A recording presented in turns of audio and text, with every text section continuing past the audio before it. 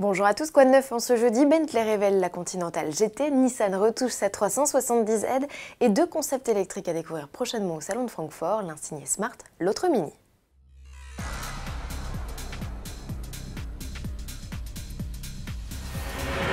L'heure est aux nouveautés chez Bentley. Le constructeur britannique s'est attaqué à un monument de sa gamme, la Continental GT. Le coupé, lancé en 2003, fait peau neuve à l'aube de l'ouverture des portes du salon de Francfort. Cette troisième génération arbore un tout nouveau look dans la lignée des concepts EXP. Le capot, nettement moins bombé, est beaucoup plus long et plongeant. Les roues avant ont été avancées de près de 14 cm.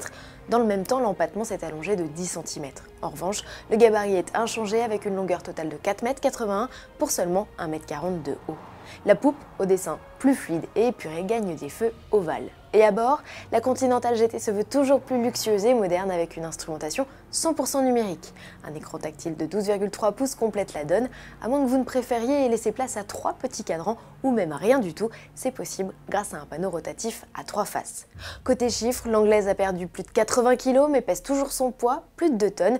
Une formalité pour le W12 Cylindre biturbo de 635 chevaux et sa nouvelle boîte auto à 8 rapports. Il la propulse de 0 à 100 km/h en 3 secondes 7 et jusqu'à 330 km/h en pointe. Soulignons que ce bloc profite d'un mode de désactivation des cylindres et d'une fonction roue libre pour abaisser ses consommations. Enfin, pour améliorer le confort, Bentley mise sur une nouvelle suspension pneumatique et un système perfectionné de contrôle du roulis. Bref, il n'y a plus qu'à l'essayer. Nissan déserte le salon de Francfort, mais pas celui de Tokyo qui se tiendra fin octobre.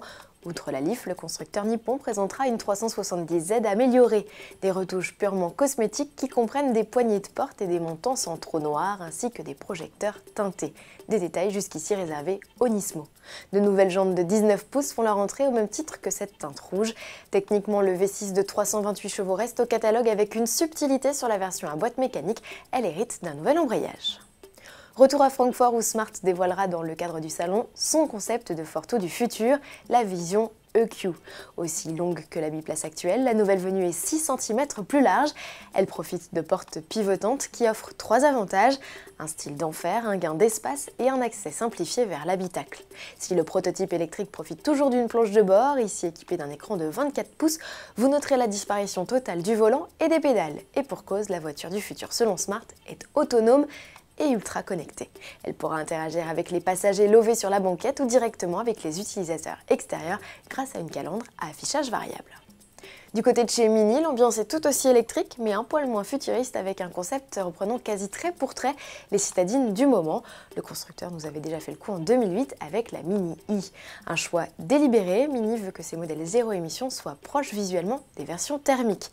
Et à propos de moteur, pas de détails, le constructeur ne nous parle que de style et des techniques innovantes utilisées pour décorer le modèle. Les prises d'air factices ou les détails dans les jantes de 19 pouces ont été réalisés au moyen d'une imprimante 3D. Rendez-vous en 2019 pour voir si ces détails persisteront sur la version de production. À demain.